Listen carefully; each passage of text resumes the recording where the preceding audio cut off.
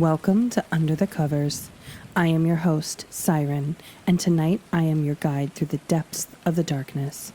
Pour yourself a drink, do some gardening, and curl up under the covers as we surrender into the abyss.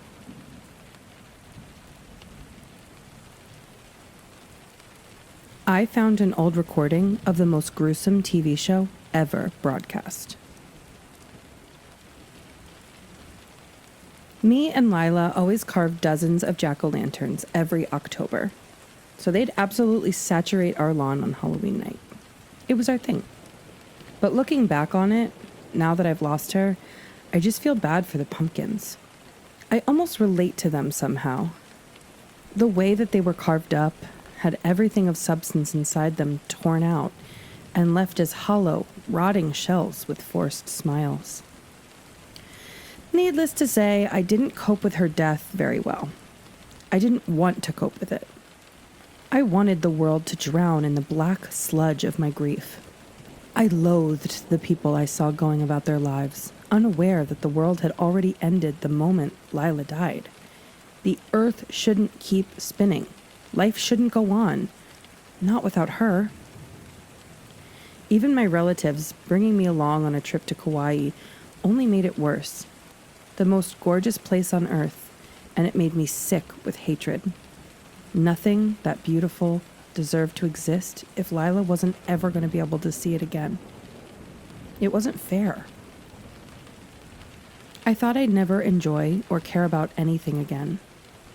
Then I discovered media preservation.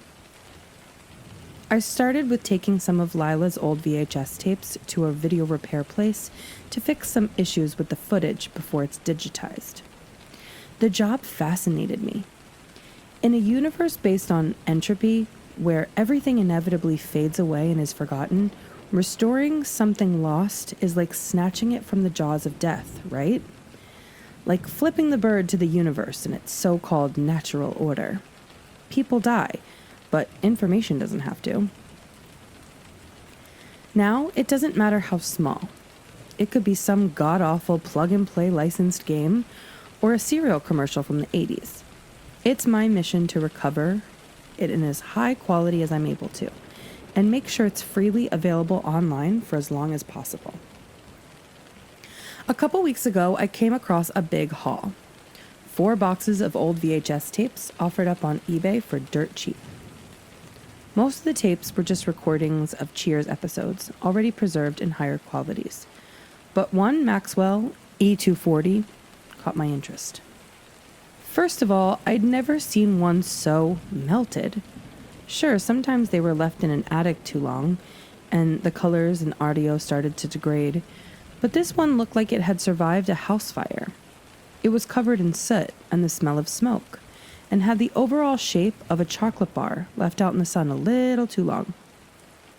Second was the label, which read in neat Sharpie, Episode 4,679,329, March 8th, 2035.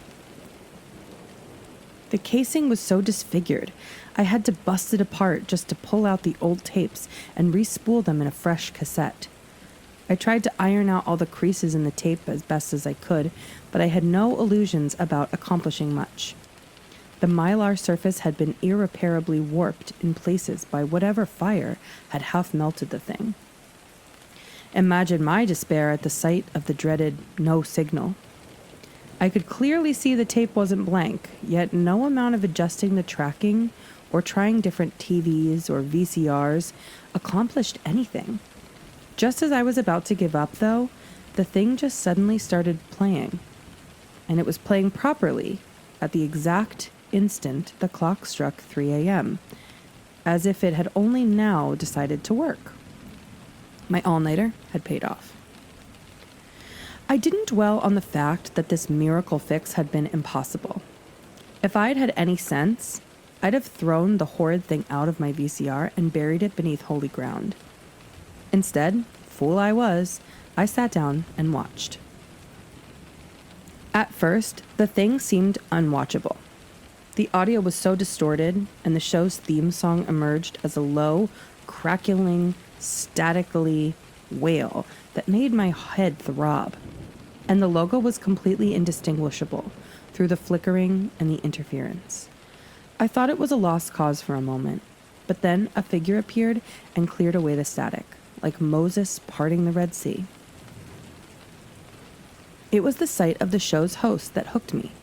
He was just perfect. Perfect in every way. I knew it just looking at him. Infinitely handsome and likable and charismatic, and the way he always said the exact perfect thing. The only issue is, I don't remember a single thing about him now. In the same way you can't remember a dream that just seems so clear while you were experiencing it. He just appears in my memory as this abstract blur in a sharp suit. Yet at the time, I was awestruck even before he said a single word. I can't remember a word he said. It was like he was speaking another language, one I felt as opposed to heard. I'll try and transcribe it as best I can into words, but know that it's only a pathetic imitation. For another night of laughs, prizes, and fun for the whole family with your host, blank. I noticed that the audio and visual distortion seemed to suddenly intensify the instant he said his name, rendering it completely illegible. Idiot I figured that was a coincidence. Tonight is a night of celebration, folks, because thanks to the support of local viewers like you, we have just been approved for, get this, 200,000 more seasons. The live studio audience went wild with applause. I put that in scare quotes because, as far as I could tell, besides the host, the studio seemed completely empty, as if he was standing on a plain white stage that extended outwards into infinite darkness on all sides. For those just joining us, the game here is simple. He explained that this was some sort of game of a trivia show. Every time a guest got an answer wrong, it brought them a little closer to some sort of unspecified punishment. And if they got it right, he smirked, well, they get to delay the inevitable. I wondered what he meant by inevitable. I didn't have to wonder long. The host gestured to a curtain that hadn't been there moments ago, which raised a reveal of a middle-aged man. You know the type. Bushy mustache, gray hair, round-rimmed glasses, kind of guy you have doing your plumbing. He couldn't look any more out of place, stood up and restrained in that. What the hell is that? I recognized that metal, coffin-looking thing from a medieval torture museum I went to once, the Iron Maiden. The lid hung open, countlessly long, needle-like blades poking inwards, threatening to poke a million new holes in him as if it was shut. His situation was not lost on him. Where am I? What the hell is this? Oh, lucky guess, the host joked, more canned laughter. I know you always loved watching those trivia shows, Malcolm. Weren't you always sitting there, grinding your teeth, seething that it wasn't fair, that you should be up on that stage, winning big? The man paused. Even he seemed mesmerized by the unreal perfection of the host before him. This is a game show? All you have to do is answer a few questions. Think you can handle that, Malcolm? He pulled out a cue card without waiting for an answer. And our first question is, what were you doing the night of February 18th, 1998? The man seemed baffled. Just sat on my couch watching the NFL, I think. I'm not sure how I'm supposed to remember. He let out a startled squeal as a horrid buzzer sounded. On cue, the lid slid a third of the way closed, making him flinch. Oh, I'm afraid that's the wrong answer, Malcolm. But you know what? I'll give you one more chance. Where were you? Following a girl home, the man cried out. From the bar. There, are you happy? Correct. The canned audience began cheering. Such honesty. Now our second question. Just what were you carrying while you followed her? He hesitated a little too long, and then the buzzer sounded again, and the lid slid so near to closing that its blades began poking uncomfortably against his skin. He tried to press himself against the back of the maiden, as well as the restraints would allow. Jesus, okay, a knife, a knife! Oh, if only you had just said that 1 second earlier. Another big question, our third question. Why, Malcolm? Why did you do it? That set Malcolm off. He started thrashing, clawing, screaming. Let me out of this thing, you maniac. You can't do this to me. Do you know who I am? Is this some sort of sick joke? My laurels will have your head for this, you... And then the buzzer. All of a sudden, the lid slammed shut, full force, and the man was utterly silenced, save for an unnatural, drawn-out wheeze. Another wrong answer, Malcolm. I'm afraid I was looking for, because if I can't have her, no one can. I admit it. I laughed. Out of shock more than anything. How was this allowed on TV? I took it as some sort of dark comedy show, and it was kind of satisfying to see that freaky character get his comeuppance. Still, there was something unnerving to me, seeing the man's eyes through this opening of the maiden. Wide and red and terrified. They just looked a little too real. But the maiden disappeared as quickly as it came, before I could dwell on it too much. Oh, envy. Definitely one of my more favorite sins. More laughter. Stay tuned, folks. We've still got a night of fun and games in store for you. But first, how about a word from our sponsors? Cut to a corporate logo, which, again, I didn't recognize. This segment was made possible by Bluer Health, which has recently announced a brilliant new innovation to protect our citizens from skin cancer by removing their skin completely. The camera cut to a massive industrial building resembling a solid concrete cube around 50 meters in width and height. Its surface bore archaean symbols etched using carvings of wailing, tormented faces. This host would occasionally be rendered inaudible by the deafening mechanical scraping from within, though he didn't seem to notice. The only protrusion from the building's cubic shape was the single smokestack, belching a scarlet-red smoke into the atmosphere.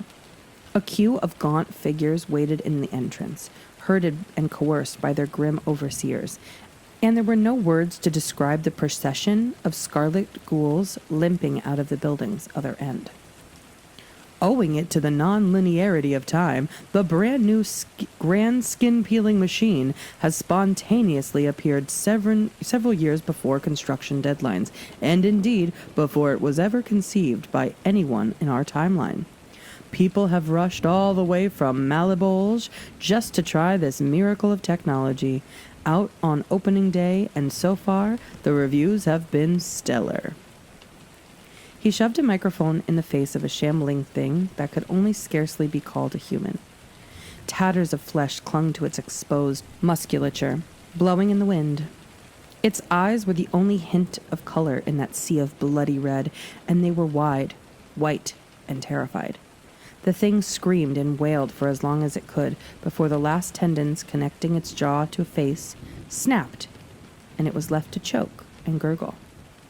An amazing whale. The results speak for themselves, folks. The grand skin-peeling machine is a hit. So far, I was still laughing along and having a good time. The sight of the next guest, however, started to make me nervous. It was an old lady. She couldn't be a day younger than 60, the sort of sweet elderly woman who in a just world would be cooking chocolate chip cookies for her grandchildren in a comfy cottage somewhere. But here she was, tied to a metal chair, eyes wide, shaking like a leaf. Unlike the last contestant, she seemed to know exactly what was happening. In exchange for our loving endorsement, they've agreed to loan us one of their star employees. Ladies and gentlemen, put your hands together for the Laquizma. Something slunk from the darkness far behind her. Or perhaps it'd be more apt to say that the darkness birthed it whole cloth. It was like a living shadow, and it took my eyes a moment to register what I was even seeing.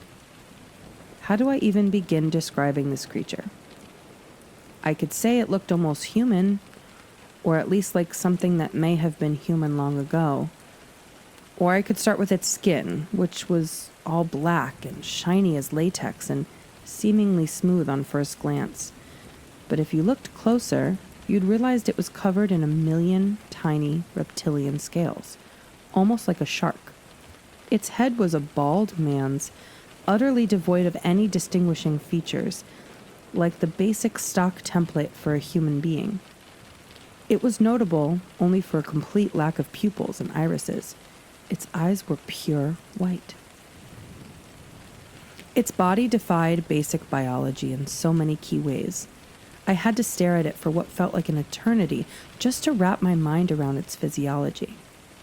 It was at least 5 or 6 meters long, by my estimate, composed of multiple human torsos stacked one on top of the other, like segments of a centipede, each melding with the other ones around it at the waist and shoulders.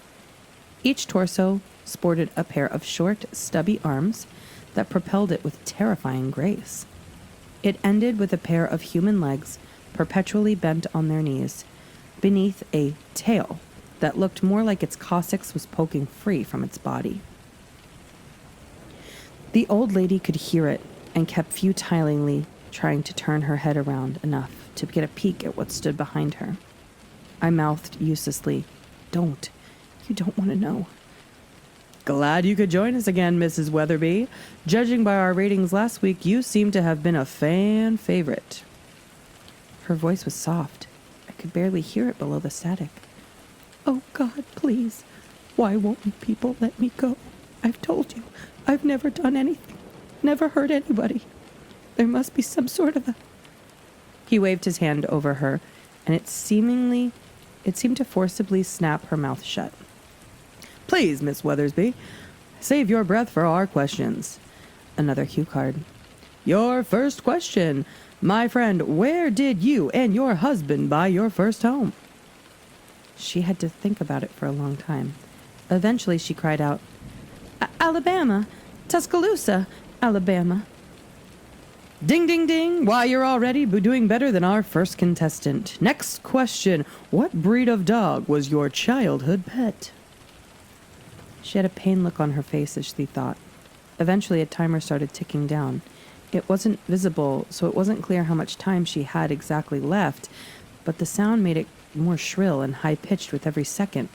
"Miss Weatherby, need I remind you that we have a time limit on this show?" A tear ran down her cheek. I keep telling you people, I don't know. I have dementia. I can't remember, please." The buzzer again. "I'm afraid that's the wrong answer. Laquisma." The old lady shuddered at the sounds of hundreds of feet drawing a little closer to her. "Now, your first grandchild. What did he look like? What color were his eyes, his hair?" She was crying harder now, like it hurt her that she couldn't remember something so dear to her. "I told you, I can't remember. Why are you doing this to me?" "If you don't remember then, would they remember you?" The host mocked as the buzzer sounded, and the beast drew a little closer. "Really? Do you believe that they even still think about you? Or do you think they're glad that the old bag of bones isn't sucking up their inheritance?" This went on for, God, it could have been an hour. I was glued to the screen all the time, frozen with terror, praying for this nightmare to just end, for her to make it out okay somehow.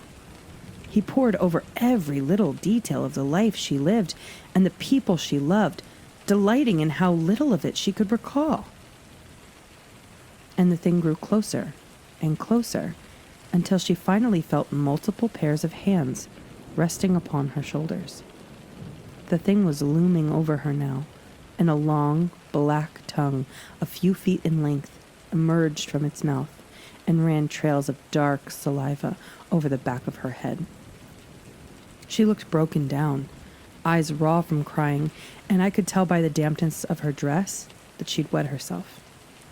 "Now, Miss Weatherby, our time here has been fun, but I do believe it's time for our final question. Tell me, what is the name of your only son?"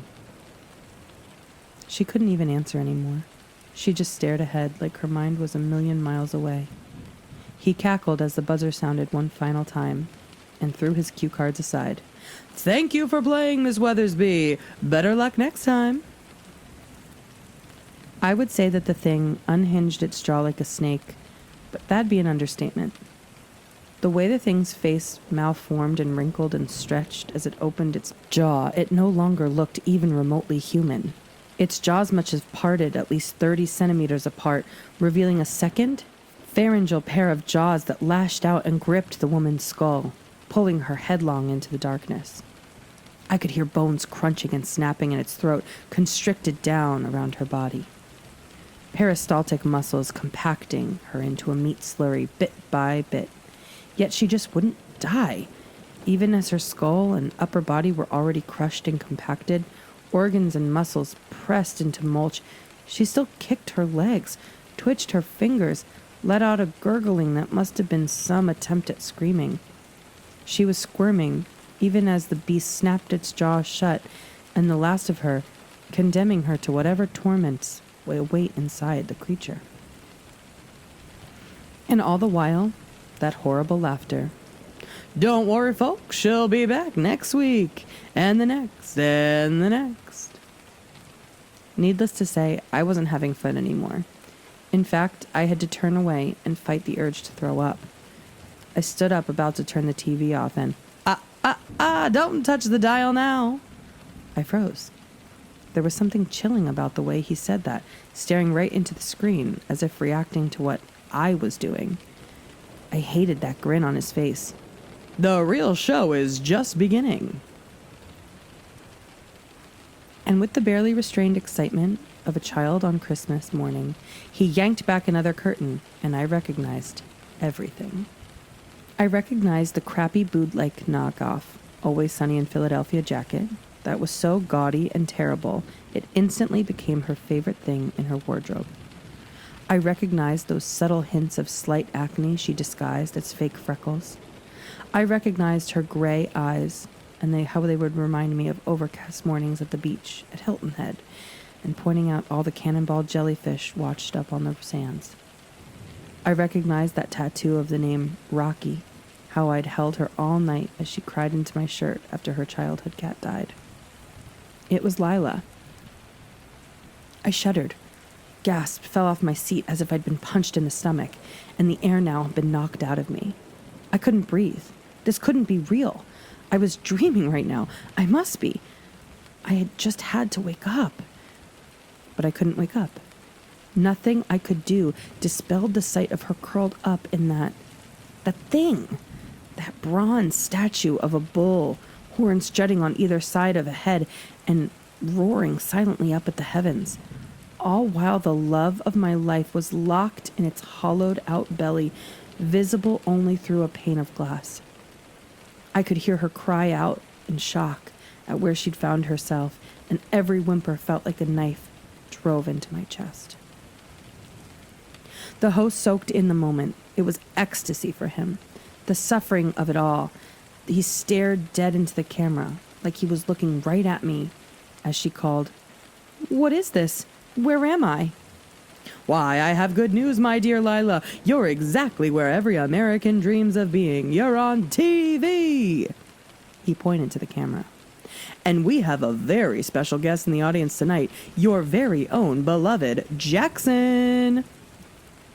I shuddered hearing my own name ooze from his fetid lips. His facade of perfection was slipping, and there was something so profoundly ugly beneath it. Her eyes snapped to this camera, confused and despairing. "Jackson? Baby? What's happening? What is this?" "I don't know.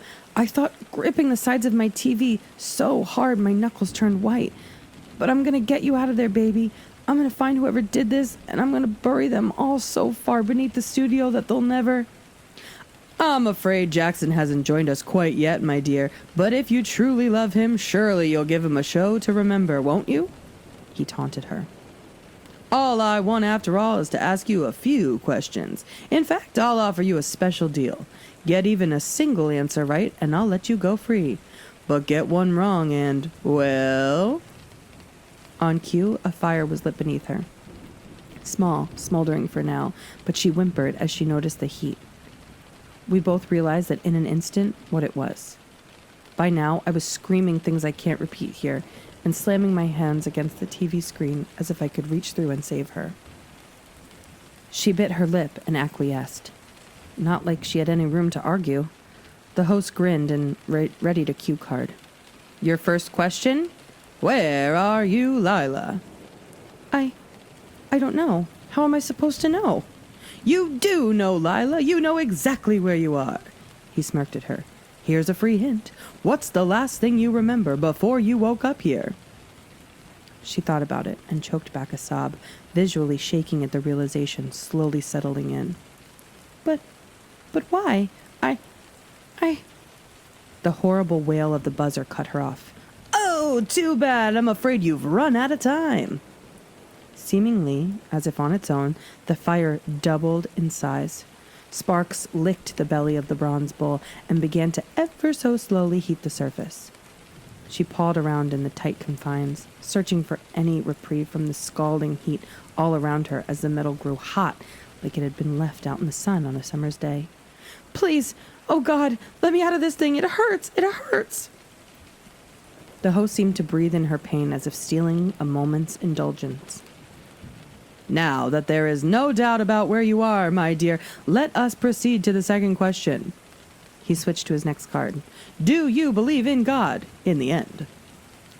Of course. She pled her case as if she was being tried in court. My entire life, every day I gave to the poor, helped the sick, did what I could to honor him. I'm afraid you misunderstood my question. I asked, did you believe in him at the end, the very moment your pitiful life was snuffed out? I always believed. I never forsake him. Yes, I know. You lived a good holy life, didn't you? He cackled. But what of the very end? You and your little husband were so excited to deliver your little baby boy. But oh, tragedy, it all went wrong, didn't it? Your precious little boy didn't make it through childbirth, and you followed closely behind. That whole business with the botched pregnancy, it was, what do you call it? Ah, yes, a test of faith. And I'm afraid you failed. In your final moments, you watched the light fade from your child's eyes, and you assumed, wisely in my humble opinion, that no kind and loving God would allow something like this to happen. He laughed. Funny how after a lifetime of dutiful service, all it takes is one little mistake at the end to bring you here, to us. I'd never seen such depths of despair in a person's eyes, such emptiness, like every word he'd been scooping out another piece of her until she was hollow. And then the buzzer roared again, more shrill than ever, and I could barely see her little window through the smoke and flames. The belly of the burrow was turning orange in places, and I could hear her flesh start to sizzle like meat on a grill. There are no words for the noises that she made. No words at all. And our last and final question, he continued. What were your last words to your poor, beloved Jackson? I love you, I called out the answer, bloody fingerprints stained on the TV screen from slamming my head against it, and I screamed the answer over and over. I love you, I love you, I love you. At some point, I forgot that there was ever a question. I was just screaming it at her as if she could hear it, that this would bring her the modicum of comfort in that place. The buzzer sounded again. I couldn't bring myself to look. All I could hear was the roaring of the bull and the steam rising from its bronze nostrils. The curtain fell. Silence drowned the sound. The host dropped all pretense that he had been speaking directly to me. Now, Jackson, you might be one of my new favorite audience members this show has ever had. I know this must have been hard for you, but if you'll just stay tuned, we have one more show I know you're certain to love. I didn't bother to touch the remote. After all, nothing can be worse than I had just seen, right? Wrong. Horror racked me as the curtain rose, and I saw the man chained to a chair. I pulled away like a caveman witnessing a fire, cringing and stuttering, face wet with sweat. It was a sort of fear that worked its way into your bones like a bad chill, that left you shaking, teeth chattering. It was me. An older me, sure, but not by much. 10 years, maybe. A gaunt and hollow version of me, one twisted by 10 years of depression and hard drugs. But it was unmistakable. His eyes widened as he'd recognized the host. Oh God, God, please no. It can't be. Oh Christ, let me out of this chair, you... Come on now, we wouldn't want to use the Lord's name in vain, would we? I mean, that would be a sin. The host laid a hand on the other me's shoulder. It may have been a few years since you watched our program, but I'm sure you remember the rules, don't you, old friend? The other me was wordless, on the verge of hyperventilating, just as I was. The host was giddy with delight. Now, our first and only question is one I'm sure our viewer will be very interested in. What sins, exactly, do you think landed you here? The other me tried to speak, but the words caught in his throat. I could see it in his eyes. The years of self-destruction, the bitter hopelessness, the whirlpool of nihilism and vice and decay, the suffocating depths of a man, the darkness. How could he put it into words? The sound of the buzzer was like a pig's squeal. I'm afraid our viewer is going to have to figure that out for himself. In the meantime, your punishment, well, we wouldn't want to spoil anything. The curtain slowly began to fall as just a couple of those black, grotesque monstrosities emerged from the darkness. The curtain covered them before I could get a good look at their obscene, twisted, asymmetrical figures. All I could hear was the crunching, the sound of skin tearing like paper, the screaming that went on for longer and louder than a human throat or vocal cords could endure. The image and audio were beginning to distort, glitch, burn away. The tapes were physically melting as they played. My VCR was starting to overheat, sparks pouring from its front panel. The host jumped around in tone, his voice fading into the static blur of the tapes bubbled and boiled and distorted. But my friends, I'm afraid that concludes tonight's episode of our show. So, with a final farewell to our dear, beloved viewer Jackson, just before the image melted away, the camera seemed to jump forward until his face filled the screen, his eyes piercing into mine as he cackled into a sing-song voice. See you soon!